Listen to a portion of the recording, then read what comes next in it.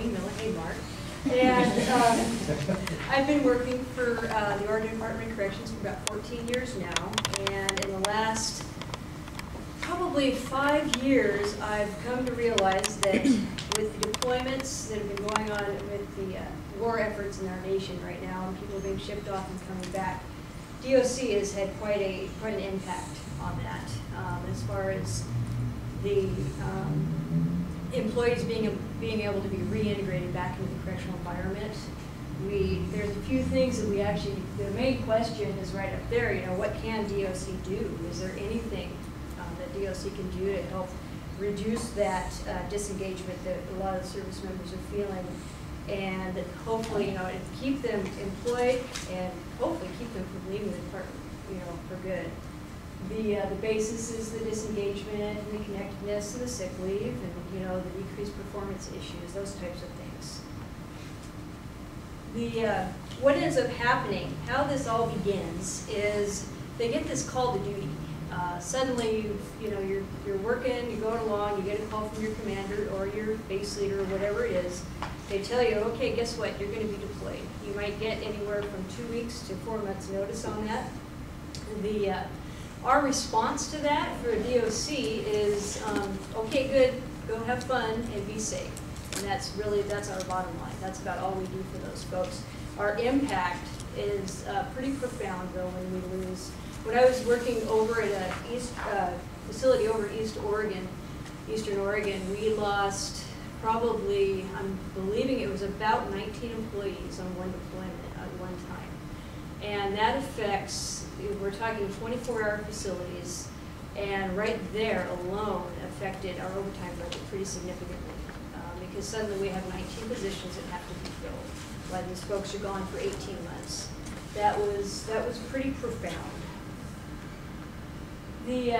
Once you actually get there, you get over there, you get into the work environment, the war environment. It depends if you're working in a support environment or you're actually in a combat environment. You can go through all kinds of different things. The one that's the most glaring in most of these law enforcement communities and correctional environments is people coming back with PTSD. Now, offenders have suffered from a lot of PTSD. And so there's a really good understanding on our incarcerated population on how to deal with that, but we do not address our staff members when they come back. And that's a real problem for us. The things with PTSD, you can have, you keep going through the same scenarios over and over. You have, you start feeling kind of numb to the different things that are happening around you. You don't really have there's not a lot of connectedness with it. You have a lot of trouble concentrating, different things like that.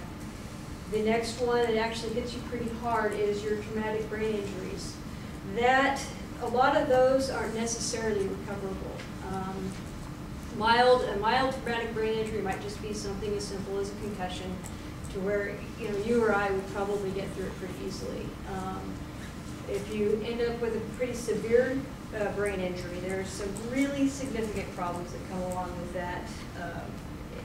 You're looking at lack of, not being able to concentrate, a lot of distraction, memory loss, speech impairment, not being able to read or write properly, those types of things. And those are all the things that really will affect your job, especially in a correctional environment or any other place for that matter. Private sector is facing some of the same things with this. So you've been over there, you've been deployed, you've had all these things go on, you've been over there from anywhere from 6 months to 18 months and even longer. So you get to come home.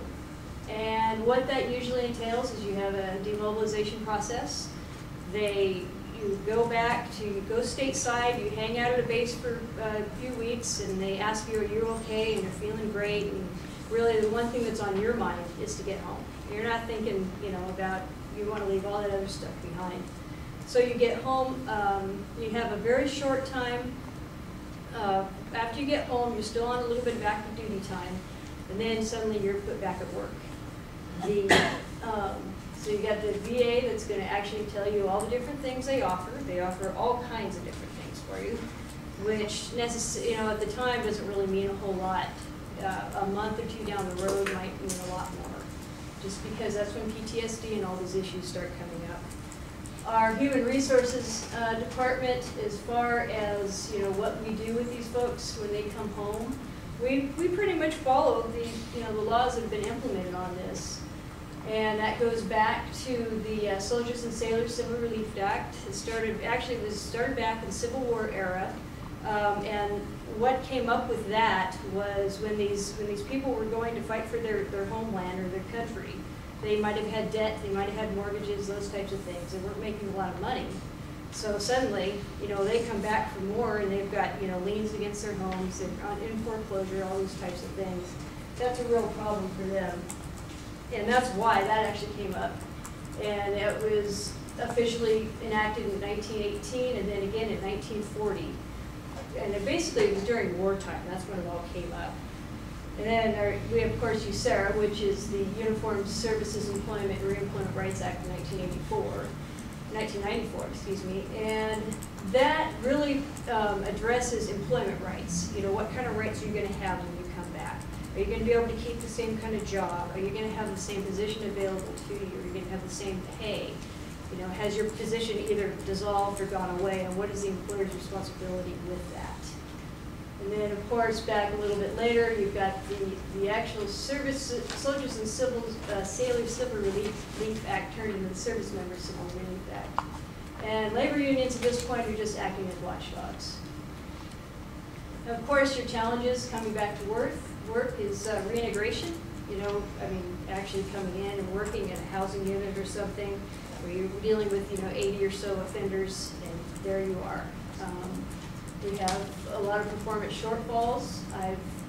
On some of the research that I did that I'll touch on in just a minute, talks about that. Turnover, people actually just leaving the department. That's quite a little problem with that. Of course, there's budget issues with that because of the cost of actually hiring somebody new and bringing them in. We're looking at about $18,000 to actually bring a new employee in, to get them fully trained, to get them DPSST certified, those types of things. And with our labor union agreements, those are pretty much that we run through AFSCME, which is the American Federation of State, County, and Municipal Employees. They are looking, there's just a few articles in the DOC labor agreement for represented staff that actually cover those, and those are primarily covering vacation accruals and those types of things. And then I did a little bit of research on this. I basically, at this point, I'm at the first step because I'm working in partnership with the Department of Corrections Research Department. Right now, I've done 18 different research, 18 research participants, and who these folks are people who have been deployed, who are actually in the security sector for DOC, and it just depends on where they were, who they were. It was all done on phone interviews, and we had 12 very simple yes and no questions, and of course I gave them an opportunity at the end to go ahead and comment on that.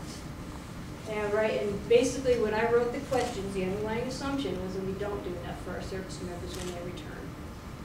And this is very, very, very vague, what this shows. It's just basically the yes and no and the strong points.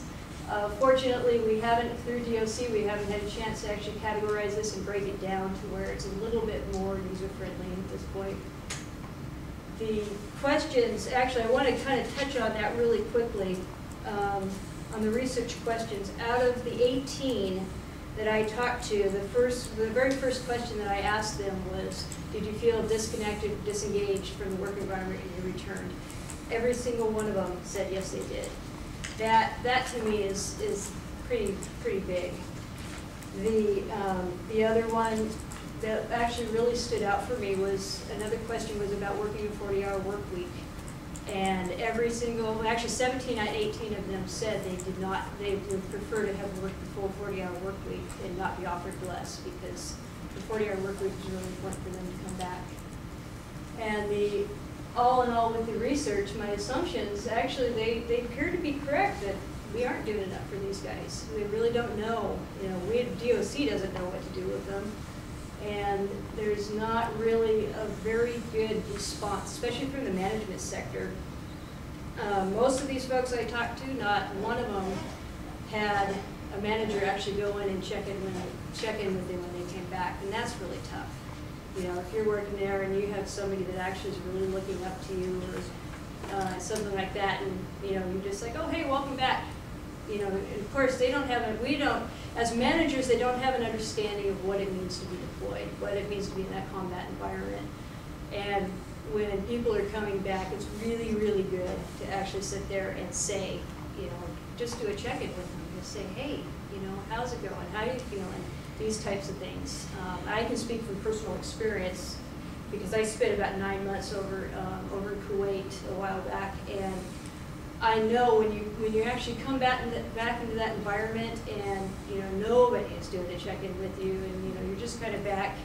I know when I personally got back, within my first week, I was the OIC of the facility, basically the officer in charge, so I'm running the whole place, and that was there was such a level of detachment from that. It was kind of hard to actually get really engaged with everybody and what was going on again. And that's the things that DOC really, really needs to start looking at.